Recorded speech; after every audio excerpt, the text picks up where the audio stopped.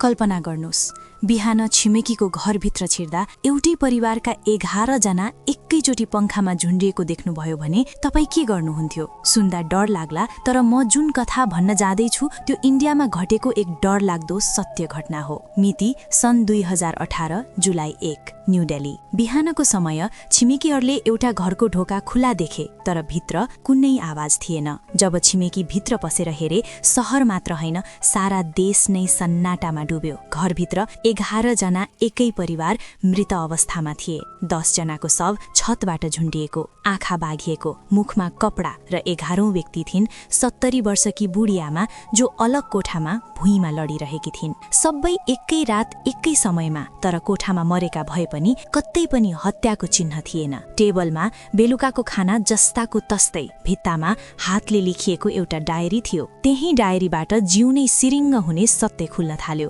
पुलिसको जाँच अनुसार परिवारको सबै निर्णय एकजनाले लिँदै आएको रहेछ। उसको नाम थियो ललित भाटिया, घरको जेठो छोरो। उसले दाबी गर्थ्यो उसमा उसका मरेका बुवाको आत्मा आउँछ भनेर। बुवाको आत्माले उसलाई के गर्ने भनेर बताउँथ्यो, कुन दिन के गर्ने, कसरी बस्ने, कसरी सुत्ने, यहाँसम्म कि घरमा कति बजे कसले के गर्ने सबै ललितले त्यो डायरीमा लेख्दो रहेछ। सब घरका मान्छे त्यो डायरीमा लेखिए अनुसार मात्र काम गर्ने गर्थे। त्यही डायरीको लास्ट पेजमा लेखिएको थियो कि सबैले अन्तिम नियमको पालना गर्नुपर्ने थियो। पेजमा लेखिएको थियो कि यदि सबैले एकैसाथ आँखा बन्द गरेर झुन्डिए, अन्तिम क्षणमा उनका मृत पिता आएर बचाइहाल्नुहुनेछ। ललितको यो कुरामा कसैले प्रश्न गरेनन्, किनकि त्यो डायरीमा लेखिएको हरेक शब्द सबैका लागि विश्वास बनिसकेको थियो। घटनाको रात सबैजना ठ्याक्कै डायरीमा लेखिए झैं उभिए, आँखा बाँधे, मुख छोपे र झुन्डिए। उनीहरूलाई लाग्यो अब केही मिनेटमा बुवा आएर बचाइहाल्नुहुनेछ। तर त्यो रात